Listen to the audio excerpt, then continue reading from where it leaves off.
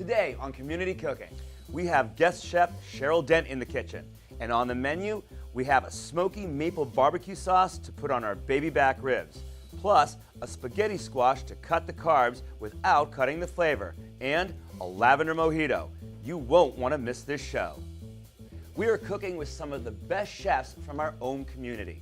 So grab a seat, get comfortable, and prepare yourself for another awesome menu in under 30 minutes. This is your Community Cooking.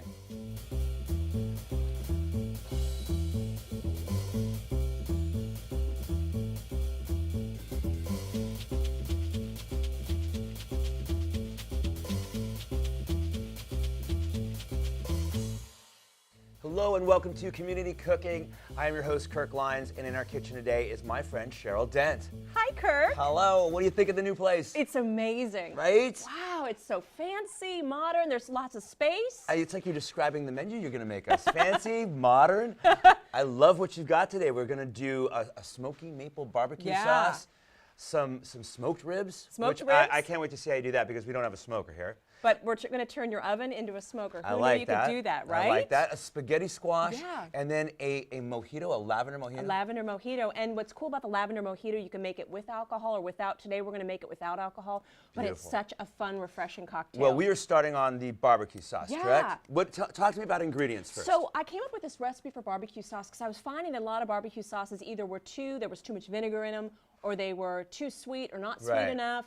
Played around with some different recipes, and I found out that using maple syrup is the perfect balance of sweetness, and it blends itself really well to a nice smoky flavor. So this is super easy. I love it. It all goes in one pan. Because when you're making barbecue sauce, you're adding sugar of some kind anyway. Absolutely. Whether it be brown sugar or honey. So maple syrup makes sense because it imparts like a really nice mapley flavor. Yeah, it's kind of that richness. Yeah. Okay. So it's super easy to make. I've got ketchup, soy sauce, spicy mustard, salt, pepper, red wine vinegar. And the cool thing is, and we got some spices too, right? Yeah, we got a couple different spices, but the secret ingredient for this one is technically it's a red eye barbecue sauce because this is instant coffee. Love so that. It'll give this great depth of flavor and a little punch of caffeine. I put coffee in my chili, so that's great. Yep, so this makes sense. Yeah. All right, so show me what to do. So just going to use a medium saucepan here. This is so fancy to set. I know, right? Yeah. We're going to start off with, I made some homemade chicken stock. You can use veggie stock. You can use anything you've got. But I just happen to have some chicken bones and a little time on my hands, so I made some really nice chicken stock. Absolutely. So we're going to start with that. But again, you can just use whatever you've got. But this gives it a nice... And even worse came to worse, you could use water. Oh, absolutely. You don't even need the chicken stock necessarily. You could go water. Absolutely, absolutely. And then we're going to add in, we've got ketchup. Again, this is so easy. I love it. It's all in one, one pot wonder. You could do a little whiskey in there too, like a little whiskey maple. Oh, yeah. Or bourbon too. Could you do bourbon? Sure. Yeah. Oh, yeah. Yeah. And the alcohol burns off, so a little ketchup in there. And we've got some soy sauce. Fresh salt. Yep. And then this was kind of fun. This is mustard, and I added a little bit of Sriracha, so I made my own sort of hot mustard. Looks like a grainy mustard that you added Sriracha to. Yeah, so I did grainy mustard. I did actually regular mustard, grainy mustard, and Sriracha. I got a little crazy. Delicious. So you could use yellow mustard if you have that, add Sriracha, and just you're good to go. But this will give it a nice level of heat. What doesn't Sriracha taste good in, right? Popcorn. Or on. I know. And what's fun about this recipe is this is really just kind of a guideline. You can really add it how you want. Like if you want a sweeter sauce, you obviously would add more maple syrup, or if you like it more, a little more vinegar, you could add that. But it's really versatile. So just think of this as kind of like this is really a basic recipe, adding my red wine vinegar in. Because I got to think, I make barbecue sauce myself, and I have probably several different types, but none of them do I have ingredients or amounts of ingredients. Right. It's just like I'm kind of tasting as I go and go, that's right, that's right. And kind of with your forgiving. It's very forgiving, and again, depending on what the application is, you can make it a little bit looser, a little bit thicker, and obviously the longer that it's going to cook down, it's going to get thicker. But kind of the ketchup to the stock is kind of a 1-to-1, so that's kind of a good basis. And this is really fun using the coffee. Yeah. Instant espresso, or if you in a pinch you could use, you could even do a little bit of coffee that you made. Yeah, that's leftover coffee. Again, like you said, if you don't have liquid, you could just use some coffee as well. Well, or you know what I would usually do is I would, if I was going to make something like that, I would maybe make some French press coffee in the morning and make a little bit more than I'm planning on drinking. Yeah. And save that because it's nice and strong, and by that point, it sort of has cooled down and kind of. It's perfect. The flavor's really full. Right, and there's always a use of leftovers. But I really came up with this recipe, kind of stuff that I already had, you know, around the house. Right. And then I've got this just onion powder. Okay. And then I've got, actually I didn't get all that in there. And then this is one of my favorite little secret ingredients. This is a classic sort of a Chesapeake style seasoning. Okay. We're not endorsed. It's Old Bay. Are we allowed to say that? Yeah, absolutely, absolutely. Right? And then sweet and smoky paprika. My brother-in-law is Hungarian, Delicious. so he's always sending me for Christmas every kind of paprika you could imagine. And I have to say, I've really become such a fan of paprika. I love smoked paprika. Yeah, I mean, right? it really kind of came into stride maybe about 10 years ago. You started seeing people using it, and it's just one of those things that, you know, added in relatively, well, in reasonable, appropriate amounts that's appropriate. Okay, good. and in an appropriate application, you know. Right. But it really brings a whole lot of flavor to it. It does, and it's a little incredible. It's a little unexpected, yeah. So yeah, having a Hungarian brother-in-law, he's always, you know, promoting paprika. So we're good to go now. This is another ingredient that I love is liquid smoke. A little bit goes a long way. Now talk about using appropriate amounts and appropriate things, because that is powerful. It is powerful, yeah. So you want to literally just put like a drop. That's it. Oop, that was like 2 drops, and that was plenty. I usually use the cap. Yeah, measuring the cap. I usually use the cap, and I know what I'm making, how far up the cap I need to go. Yeah, so it's very, and we're going to use a little bit more of this later when we make our smoker in the oven, which is pretty cool. Okay. So this is good. A little foreshadowing there. I love that. So this needs to cook down for a little bit, and I have some that I've already made, and it gets beautiful thick. We should just try a little bit of it. How long does that take to cook down? I like to do about 35 minutes.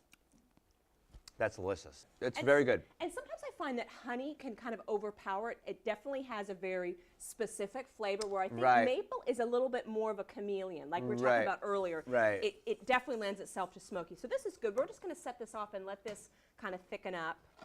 So should we get to the ribs? Yes, please. I'm excited about this. So now, are we dressing these ribs, or what are we doing? What's the first step here? Well, the first step we're going to do is I've got these are pork baby back ribs. And I made some barbecue sauce last night. So what I did was I marinated. Bring that a little closer. I got to see you got to check out what you got going on. Yeah. No, actually, you can right there's fine. Right here? Yeah. Perfect. And then I'll just move this out of the There way. you go. So I just went ahead and marinated these overnight in a zip bag, which is a great way to impart a lot of flavor. And you marinated it with what? The barbecue sauce. Okay. Okay. So all right, because that's a little bit more liquidy, but I'm sure that the ribs gave off some water content. Yes, overnight. Yeah, absolutely. So we just let those marinate, and then these are basically ready to go in the oven. Great. Perfect. I know, super easy, right? Because I think people think making ribs is really complicated, but these are great to do for a party. You can make, 6, 8, 10 racks at a time, and they're perfect for a party. And the great thing too is they're so easy to cook. You really can't overcook them. You got a good bone to meat ratio. Oh yeah, which is important. These are my favorite ones that I found at the store. These are super meaty. Look at that. Now, do you ever worry about taking any of the membrane off the bone side? I don't. Because there's 2 theories on that. There's some people that say, yes, you absolutely have to take it off, and then there's other people who say, no, you can't take it off because that holds in moisture and the juice. I think these as is are perfect. Okay. Again, we're going to be cooking them for a really long time. We're going to start on a slow, heat and then crank it up later. So I find that they stay very, very moist, and we're also going to be creating the smoker in the oven, which will give off a lot of moisture as well. Great. So, so what I'm going to do is I'm just going to add a little more sauce to these, just like that. Okay. And then the key about doing these is you want to really wrap these up tight before they go into the oven. So I probably should have done bigger pieces, but that's okay. We just want to get this so it's super tight. You're trying to create a seal is what you're doing, exactly. basically. So then we'll just take this and bring it over, and then, really make sure. And you have several layers of foil there. Yeah, so we're going to go really thick. And then I want to get all the air out, and then just like that, so they're super sealed. Okay. Okay. Now, so those are ready. Now you're going to show me a trick to make this smoker, right? Okay. So these are ready to go in the oven, or as I could say, our smoker. So these are going to go in the oven. This is going to be on the top shelf. You want to go ahead and put those in? I'm going to do that right now. Okay. Now, I'm going to get out. What do you have this at? Oh, 275? Yeah, 275. Okay. We're going to do that for a couple of hours. Okay. And then about the last hour, we'll really crank that heat up. So this is how we're making our smoker. We've got a sheet pan. I'm going to have you put this in the bottom of the oven. Okay, because I see water there, and Yep. I have a feeling I know where this is going. You know where this is going to go? Well, you know, you never want to like travel with like a pan of like a shallow pan of water like that to the oven. And so I'll have you pour that up as high as you can go. As high as I can go. Okay, And let's this is see obviously here. you don't want to do this at the countertop and then try to transfer this Yeah, that's. you know, pan of water because it's very cumbersome. And obviously start with cool water. Don't use hot water doing this. So he's basically just filling up the sheet pan with water. Oh yeah, look at that. Look at that. Okay. Perfect. And then very carefully he's going to add about a spoonful of the liquid smoke. About a spoonful. Okay. Yeah. All right. Let you go And ahead what's do going to happen here is it's going to create like a vapor or a steam that's going to it's basically gonna permeate be these steaming ribs. it and smoking it. And this is my idea of, since I don't have a home smoker, which I would love to have. This This is my faux smoker. Is it cool? This is a really fun hack. Isn't this great? Because I've seen this done in different ways, okay, and it usually involves the chips. This is a really fun Yeah. hack. What are we looking at in terms of time in the oven there, 275? 275, hour and a half, 2 hours. Okay. And then we'll reglaze and then crank it up to 350. And then it'll get finish it up. Yeah. Okay, well, we've got a little time here, so this is going to be a perfect moment to take a break because on the other side, we're making spaghetti squash and a mojito, correct? Mojito, yeah. All right, so don't go anywhere. You're watching Community Cooking.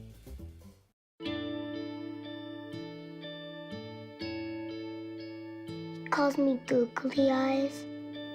You know you're beautiful, right? You know that? Even you are beautiful. I got bullied for wearing glasses. Share if you're against bullying.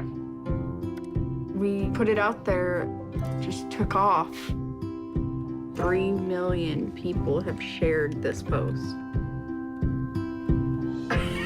Don't let bullies get you down. I stand with you.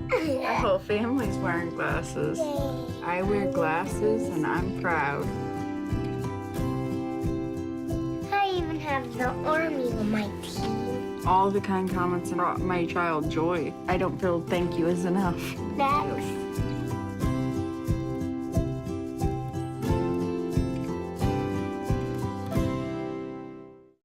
Welcome back to Community Cooking. I am here with guest chef Cheryl Dent, and she is in the process of creating sort of an barbecue meal, right?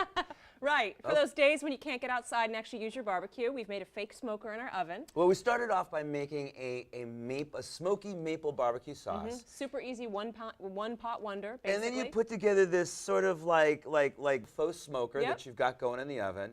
And we've got these ribs at like 275, and they're just slowly cooking away. Slowly cooking, and then that steam from our smoker is adding extra moisture. Now, the one thing I do want to point out is periodically we want to add a little extra water to the Great. pan. I wanted to ask you about that Yeah. because it seemed like maybe over the course of time that would start Yeah. to evaporate. So the key is obviously using the biggest sheet pan you have. You could even use maybe sort of like some kind of bigger metal dish if you have that too, to hold more water if you want. You know, if you're doing let's say 6, 8, 10 racks for a dinner party or for friends coming on the weekend, you could do that as well. Well, now we are going to get into our spaghetti squash Yes. as well as our mojito. But we're Yes. starting with the spaghetti squash Which here. I am obsessed with. So I'm gluten intolerant, so I'm always looking for great side dishes that kind of mimic pasta, Right. but are a healthier version. And I have to say, I've absolutely fallen in love with spaghetti squash. It sort of has that feeling of pasta. It's so versatile. It's so easy to bake in the oven. And this is what they look like when you get them from the store. To me, they kind of look like dinosaur eggs. Yeah, right, right. So this is fun with the kids. You can say we're making dinosaur eggs tonight. Pop this in the oven for 375 for about an hour. Okay, and then it comes out looking like this. And this is obviously this little brown spot. That's obviously where it was sitting in the oven, like that. Do you not need to? You don't need to poke it with any fork or holes? You or anything? can if you when you're cooking it. What I like to do sometimes is I'll just put a little slice in there. So some steam can escape. Yeah, but you don't have to. And then here's the trick is once these come out of the oven, they're so hot and so hard to work with. what I do is I let it cool down and stick it in the fridge overnight. Okay. And then work with it the next day. So you could do this a day or two ahead Well, of time. and it saves you an hour on your cooking time, Exactly. right? Okay, so and now we've got a couple other ingredients here. Tell me about what else is here. And then what we're going to do is, and this is how it looks when you pull it out of the spaghetti squash. I mean, doesn't that look like the most beautiful pasta? Absolutely. Right? Absolutely. And then we're just going to cook it up with a little bit of, I've got some shallot and a little bit of, you can either use ghee or just some regular butter, and that's it. And then salt and pepper. That's it. That's it. That's and then it. a little bit, I've got a little bit of nice Italian parsley. We'll just put a little of that on top, and we're done. Crack into this. I want to see. Yes. I want to see what you got going on in there. Okay, so I like to work in half, so I just run my knife around. This is so fun. And again, this is so fun to do with the kids because it's kind of a crazy looking inside. Okay. And then we're just going to open that up and look at that. Right. So then what we're basically going to do is we're just going to take... Here's where it gets really weird. So we're just going to basically take these seeds, we take them out. Like pumpkin seeds. And I mean, obviously, if you feel like using tweezers, you can. I mean, I'm a food stylist, so it's like anytime I can use tweezers is great. You just sort of tweeze them out. But the other way you can do it is you basically just start combing it out. Right, with because your look, fork. it just turns it into spaghetti. I mean, look at this. It's like pasta. So obviously these we're not. And here you've done this already, and you've Yeah. got the seeds all picked out. So I think we've got the idea here. Yeah, and you can just see. And the cool thing is, you really go up to the skin. Like, Yeah. You just keep going in there, and you literally will end up with just a shell. It's all good up to the skin. Yeah. Perfect. So you just keep scraping it out. Okay. And just, you got it. You basically comb it out. Show me what kind of preparation you're going to do in this pan here. I'm excited about this. Oh, yeah. So super, super easy. The spaghetti squash is such a neutral flavor that you just, a little bit of seasoning, not a lot. I'm going to do a little bit. I've got some shallot here.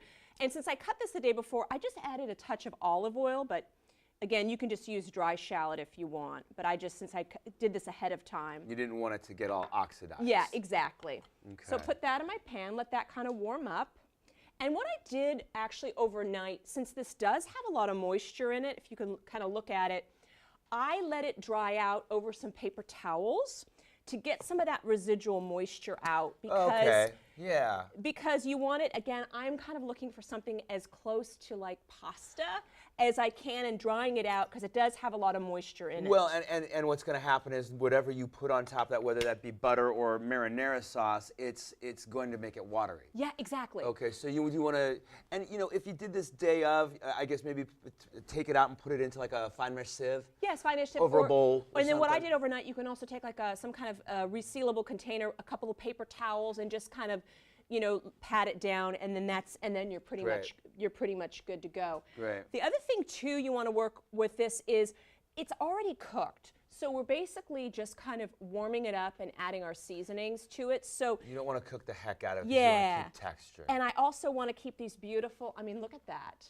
You're going to need some parsley chopped, my dear? Oh, perfect. Why don't you give me a little parsley? Shall I be a helper while you, can you grab, Yeah, hand me this that is my knife, please? new obsession is the Santuco blade. I'm all over it. Right? You like Okay. the flat blade?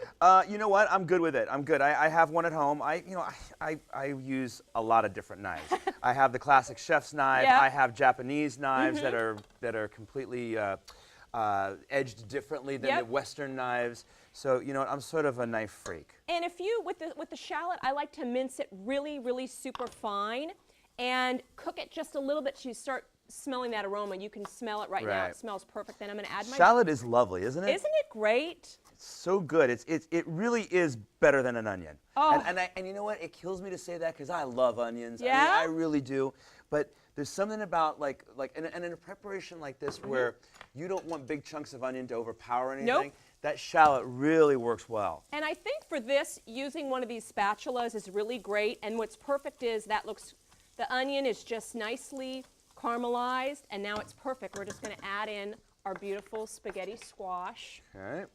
Look at that. Well, I have got parsley chopped whenever you are ready. Oh, perfect. Yeah, look at that. And you really could make this with any way you'd make pasta, you could make this. Absolutely, a marinara sauce. Just don't overcook it. Absolutely. So we're basically just warming this up. Ah, it smells so good. Isn't that perfect? Yeah, I just wafted over here. That is awesome. Right? Would you like this in there? Yeah. Parsley? A little bit in there. I think we can go. Pretty, Perfect. right. Come on. It's green. Great. Love that. And this is pretty much good to go. And then Little salt, little pepper, maybe a little more salt. Okay. And we're pretty much good to go with this. Excellent. So right now, you want to get it back in this bowl so it's off the heat? Might that be a good absolutely. idea? Okay, Yeah, we can kind of hold that perfect. for later. Yeah, look at this. I mean, how beautiful is that? Very beautiful. And it's low carb, it's a great vegetable, Super healthy. and just one of my obsessions these days. Well, that's a good obsession to have. So I thought this would be perfect with ribs. Now again, if you just find a little seed, we'll just take that It's one out. Perfect, actually, with a lot of things. I mean, I it's just a good know. side dish. It's gonna be great with fish. Oh, absolutely. What have you? And you could easily, you know, make this ahead of time, roast a couple of them, have them ready to go, Okay. and then we're good to go on that. Look at how pretty that looks. Beautiful. Isn't that great? Yeah, that's awesome. We'll set that over here, and Great. you can talk to me about this beautiful libation you're about Oh, to make. well, you know I love my cocktails. Yes. So I kind of am a little sick of the classic mojito, which is mint and lime. All right, I'll have rum. yours then. If you're sick of it, I'll have yours. So I thought, why not do a little differently and add a little fresh lavender, Okay. and then top it off with some fabulous kombucha, which is a great fermented beverage. This is a hibiscus kombucha. You can also get a lavender kombucha. Technically, I guess it would be considered a tea. It is a tea. But yeah. but it's fermented, Right. And it's got a lot of probiotics. People who drink kombucha are usually doing it for the probiotics. Yep.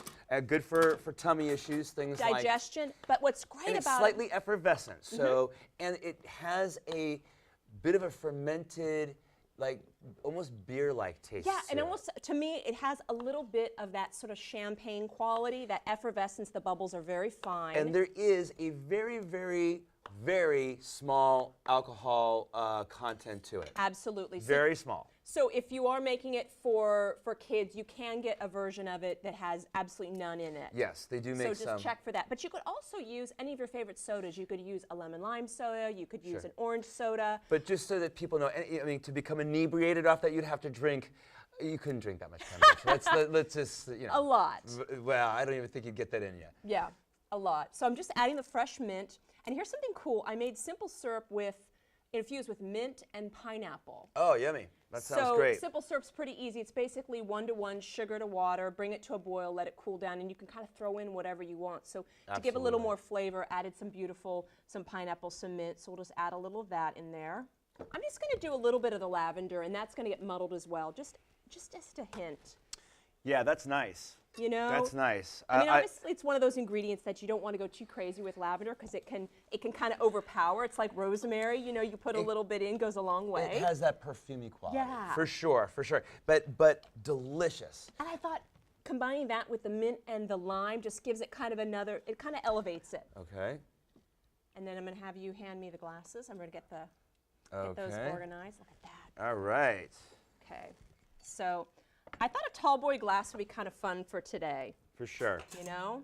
So, our ice kind of, Did it stick it together? that's No, okay. we're good. Yeah, we're good. Where there's a will, there's a way.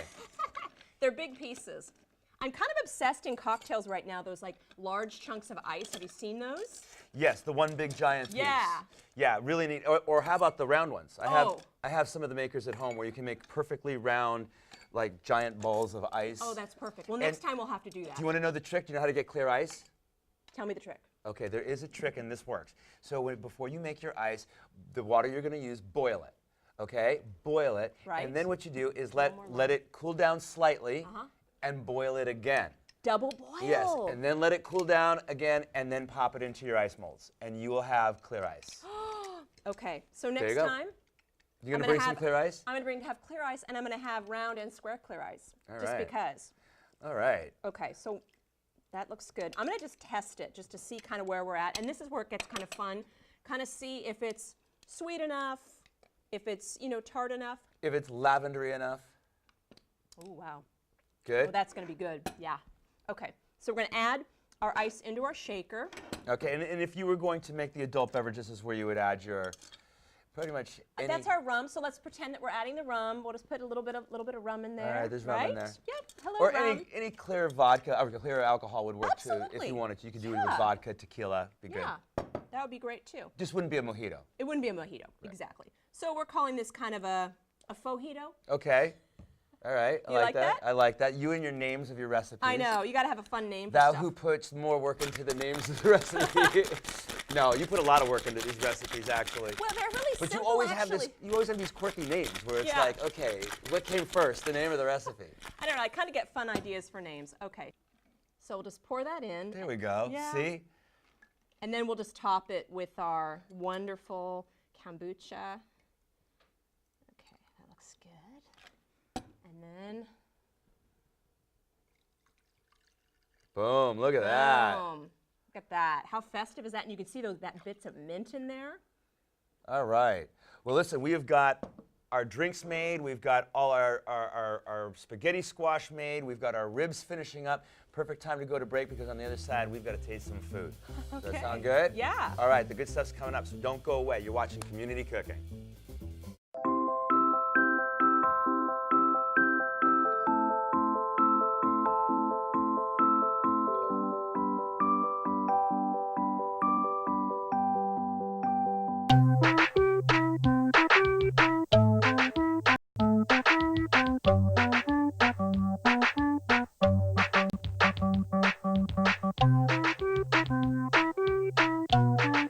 Start a story. Adopt at theshelterpetproject.org. Welcome back to Community Cooking. Chef Cheryl Dent has prepared for us some delicious faux barbecued ribs, which I'm going to get from the oven right now. Awesome. I'm very excited about this. And I'm going to put the final finishing touches on our lavender mint mojito. You do that. The non-alcoholic version. Okay, perfect. There Oh you my go. gosh. I'm going to start sampling some of this food here Oh, while you perfect. unveil our ribs. I'm going to carefully work with my ribs and get those unwrapped. I'm going to give the spaghetti squash a Oh, try yeah. here. Okay, let's see. Oh, wow. Oh my gosh, these look perfect. Delicious. You like? That's so good. Oh, I'm so happy. Look at how perfectly these are cooked. That's really good. And yes, the shallot, perfect. Look at that. Now, Oh. you could hit with those with more barbecue sauce if Absolutely. you wanted. You could even probably put them back in the oven and get them nice and crispy and caramelized if you wanted. Absolutely. But look at how that meat is falling off that bone. Falling off the bone. Look at that. Oh my gosh. That one literally is falling off the bone. That is really refreshing and delicious. Okay, so why don't Really you try? refreshing and delicious. I'm going to have you try this one. Please. Yes. Oh, look at A that. little more barbecue sauce. Yum. I got to try one. Right up. Hold on a second. We're going to need something here. Oh my gosh. Here we go. They're meaty. They're so moist. That's you. Oh my gosh. Yeah, those are really delicious. Aren't That they meat's great? just, yeah, everybody make this.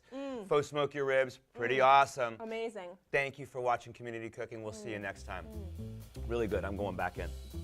Oh wow. Yeah, good, right? That tastes great.